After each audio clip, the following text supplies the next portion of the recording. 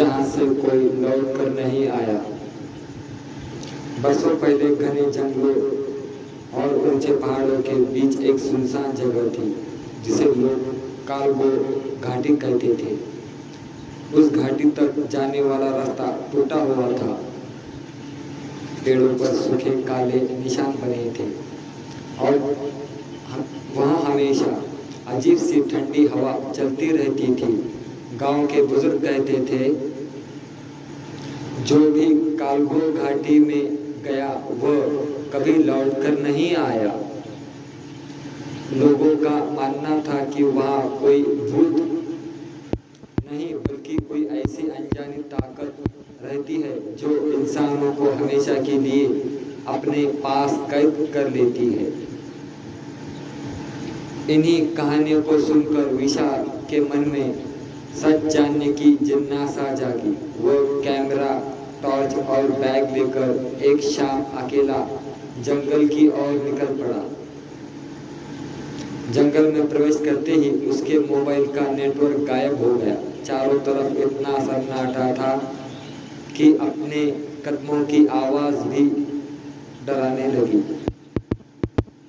कुछ दूर चलने के बाद उसे एक जंग लगा बोर्ड दिखाई दिया, आगे जाना मना है, जहां से कोई लौटकर नहीं आया। विशाल मुस्कुराया और बोला, आज सच सामने आएगा। लेकिन उसे नहीं पता था कि उसकी जिंदगी वो अब हमेशा के लिए बदलने वाली है।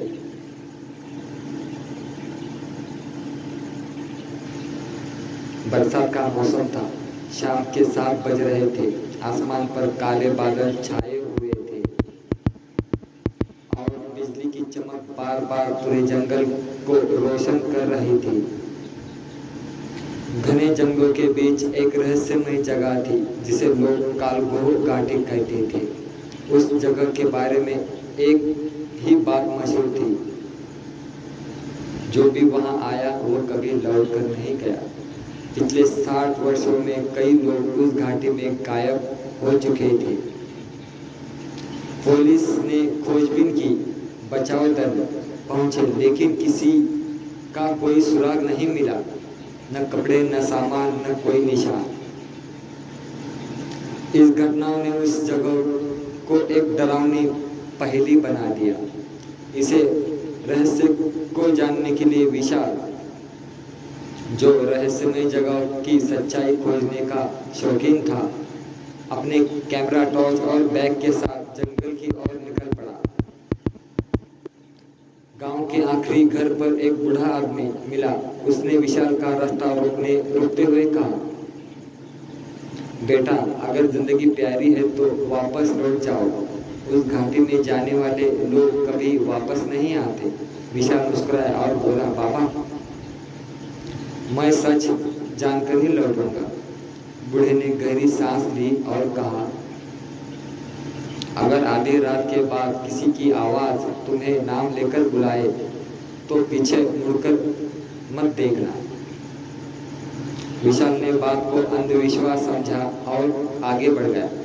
जैसे जैसे वह जंगल के अंदर जाता गया, हवा और ठंडी होती गई। अचानक उसके कैमरे की रिकॉर्डिंग अपने आप बंद हो गई। उसने कैमरा फिर चालू किया, लेकिन स्क्रीन पर कुछ सेकंड के लिए एक सफेद चेहरे वाली औरत दिखाई दी, फिर गायब हो गई। विशाल घबरा गया, लेकिन उसने हिम्मत नहीं छोड़ी। करीब घंटे के बाद उसे एक विशाल पत्थर का दरवाजा दिखाई दिया। उस पर लाल रंग से लिखा था, यहाँ से आगे लौटने का कोई रास्ता नहीं। दरवाजा आधा खुला था। जैसे ही विशाल अंदर गया, पीछे से दरवाजा जोर की आवाज के साथ बंद हो गया। उसने पूरी ताकत से दरवाजा खोलने की कोशिश की, लेकिन वह नहीं खुला। अचानक अंधेरे में किसी बच्चे की रोने की आवाज गूंजने लगी, मुझे यहाँ से बाहर निकालो। विशाल टॉर्च लेकर आवाज की दिशा में बढ़ा। वहाँ एक पुरानी गुड़िया पड़ी थी। जैसे ही उसने गुड़िया उठाई, उनकी आंखों में अपने आप खुल गई। उसकी आंखें अपने आप खुल गई। गुड़िया के मुंह से फुसफुसाहट निकली, अब तुम भी यहीं रहोगे। विशाल ने घबराकर गुड़िया फेंक दी। तभी चारों तरफ से कदमों की आवाज आने लगी। ऐसा लग रहा था जैसे दर्जनों लोग उसकी ओर बढ़ रहे हो। टॉर्च की रोशनी में उसे धुंधले साए दिखाई दिए। उनके चेहरे नहीं थे, सिर्फ काली परछाइयां थी। वो धीरे धीरे विशाल को घेरने लगी। विशाल पूरी ताकत से भागा। भागते भागते ऐसे एक पुरानी हवेली दिखाई दी। हवेली के दरवाजे पर लिखा था, वो ये आखिरी शरण है, लेकिन अंदर आने वाला कभी बाहर नहीं जाता। बारिश तेज हो चुकी थी, बाहर रुकना मौत को बुलाना था। विशाल ने दरवाजा खोल दिया। अंदर सैकड़ों पुराने फोटो टंगे थे। हर फोटो में वही लोग थे जो वर्षों पहले लापता हुए थे।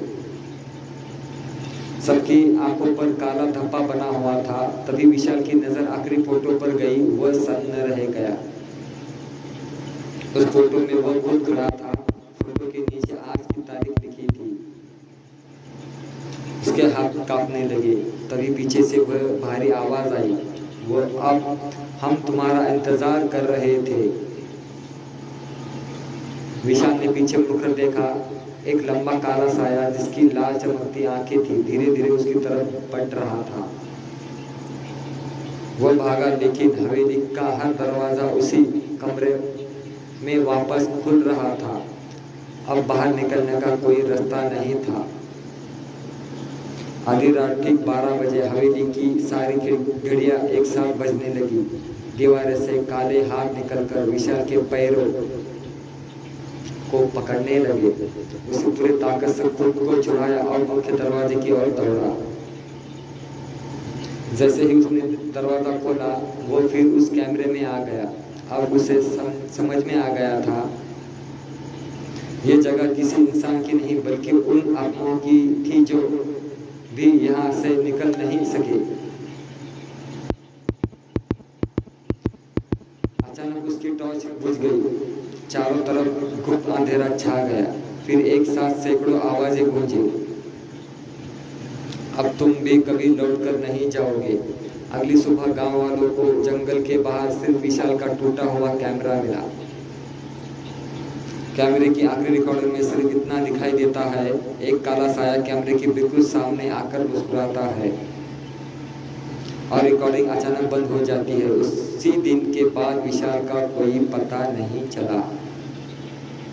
आज भी गांव वाले कहते हैं, अगर आधी रात के बाद कालगो घाटी से कोई तुम्हारा नाम लेकर बुलाए तो भूलकर भी उस आवाज के पीछे मत जाना, क्योंकि वहां से आज तक कोई लौटकर नहीं आया।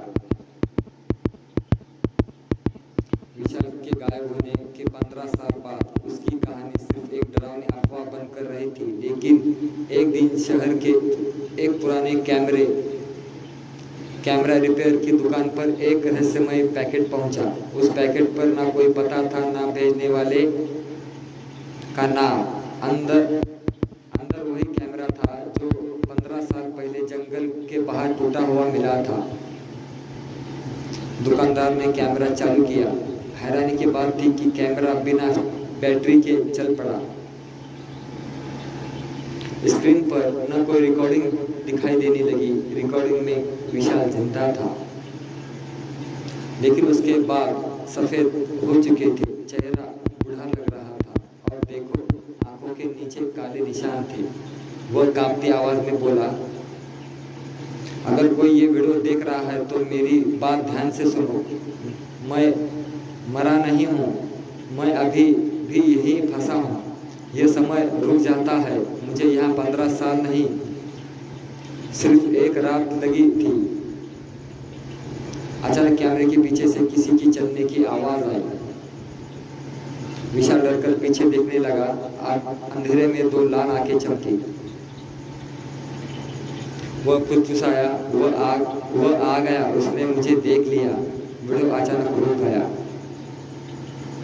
कुछ सेकंड के बाद कैमरा अपने आप फिर चालू हुआ। अब स्क्रीन पर विशाल नहीं था, सिर्फ वह काला साया दिखाई दे रहा था। धीरे धीरे वह कैमरे के बिल्कुल पास आया और भारी आवाज में बोला, एक चला गया, अब दूसरा आएगा। उसी पल कैमरा हमेशा के लिए बंद हो गया। उस घटना के कुछ दिन बाद शहर से 4 दोस्त उस रहस्यमय घाटी की सच्चाई जानने के लिए निकल पड़े। उन्हें नहीं पता था कि इस बार घाटी उनका इंतजार कर रही थी।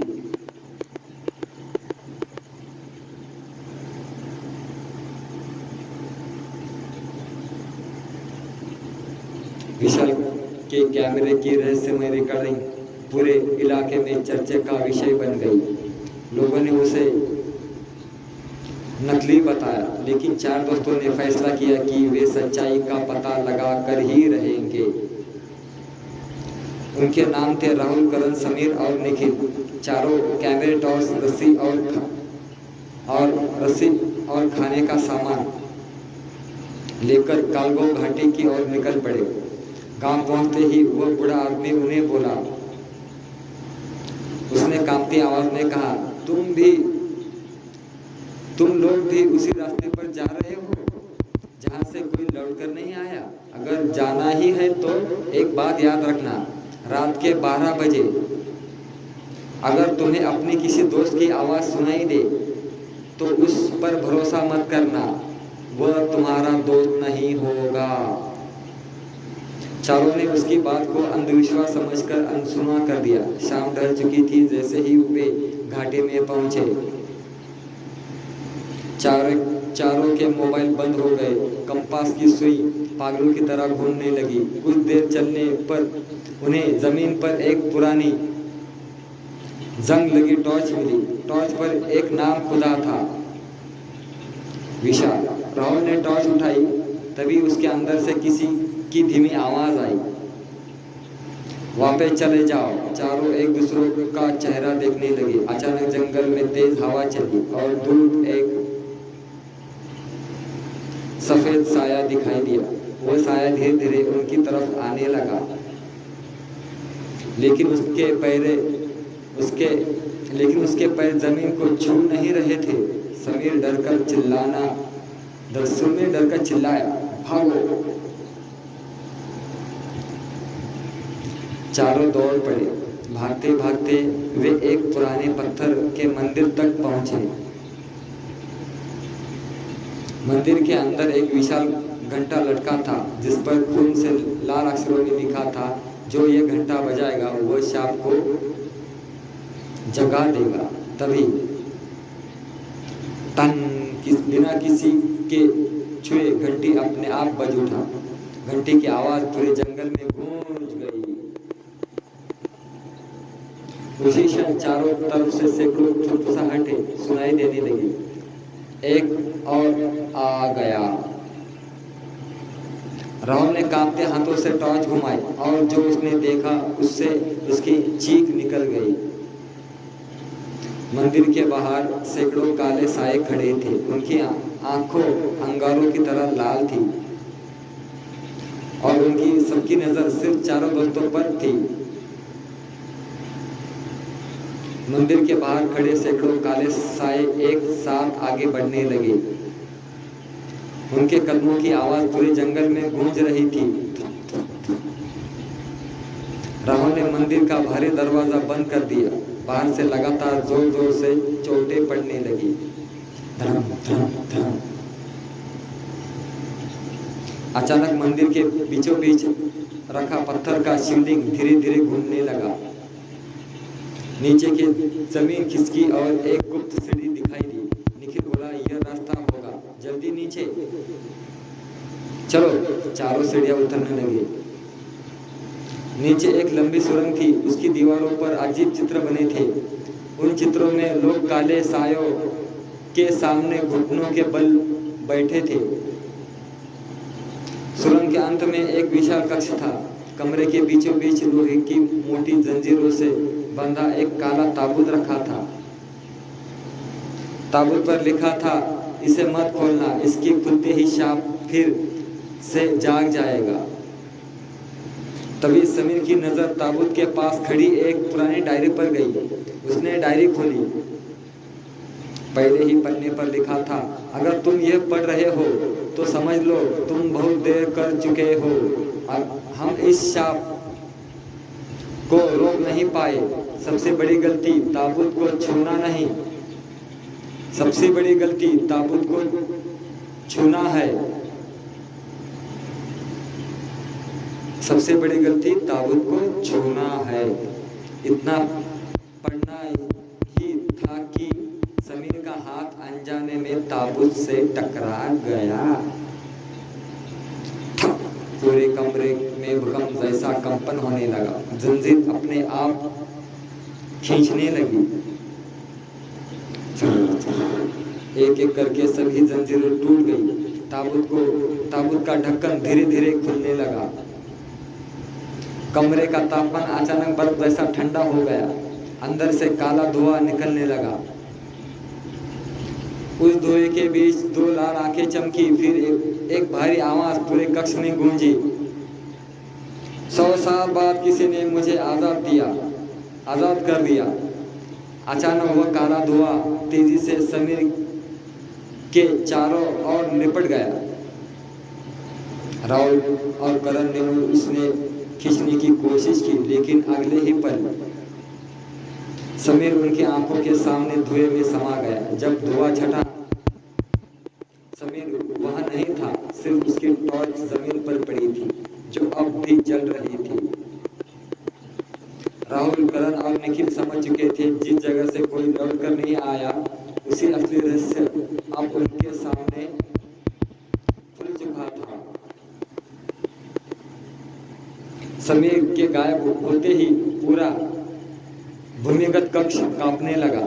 छत से पत्थर टूट टूट कर गिरने लगे। राहुल ने जोर से चिल्लाया, भागो, यहाँ से निकलना होगा।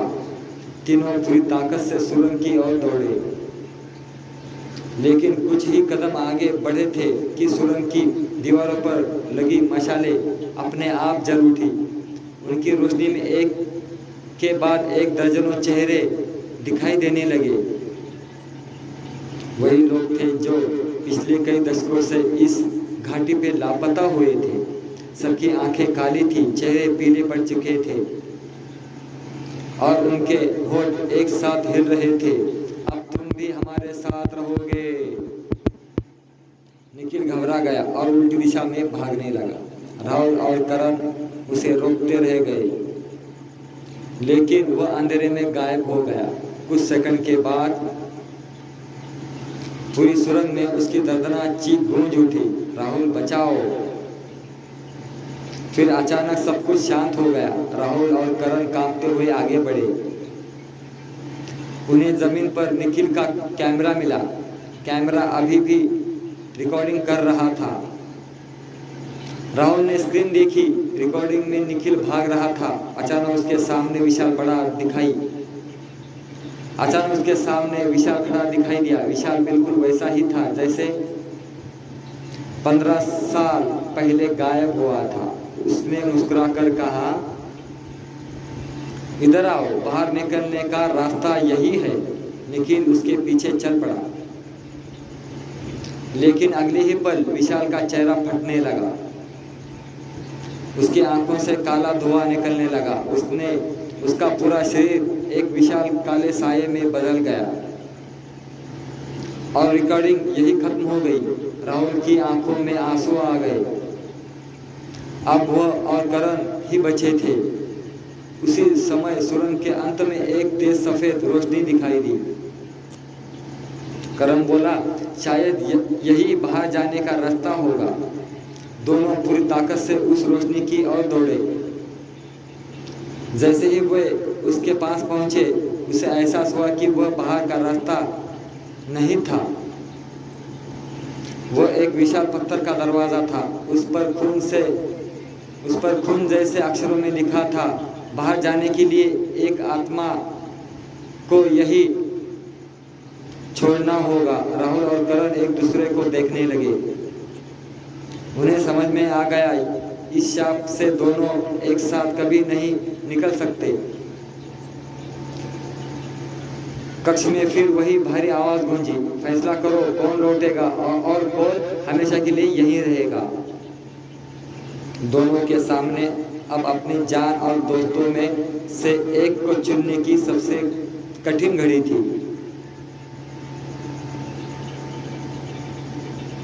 पत्थर के दरवाजे पर लिखे शब्द पढ़कर राहुल और करण के पैरों तले जमीन खिसक गई।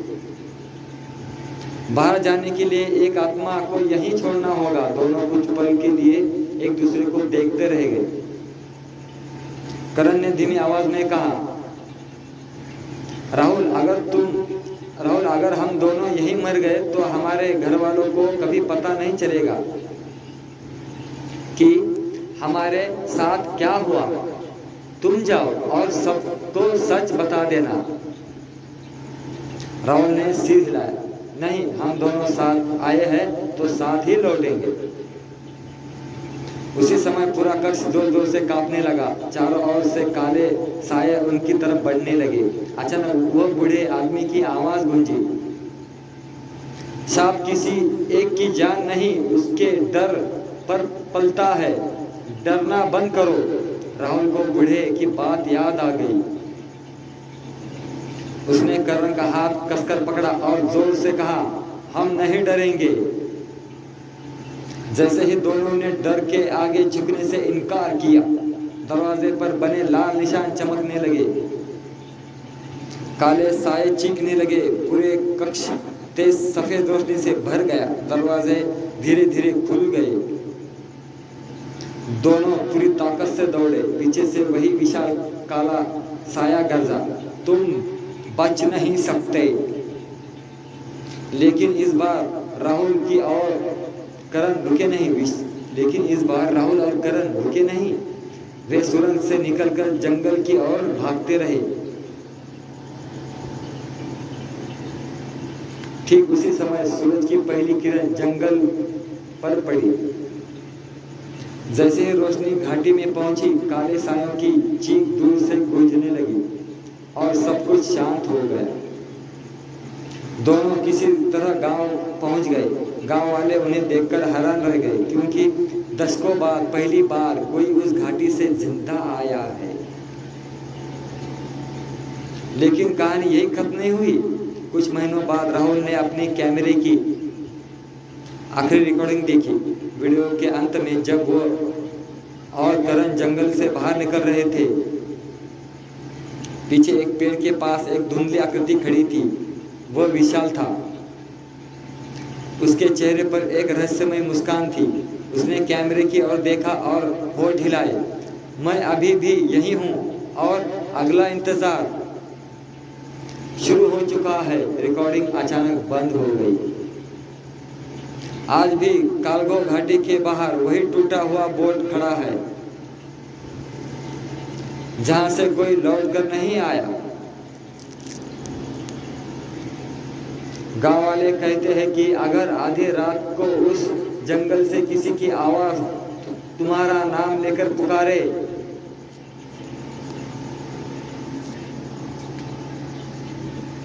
तो कभी जवाब मत देना, क्योंकि हो सकता है इस बार घाटी तुम्हारा इंतजार कर रही है। इस बार घाटी तुम्हारा इंतजार कर रही होगी। चलो दोस्तों, एक कहाणी आहे खत्म. काल्पनिक कथा आहे.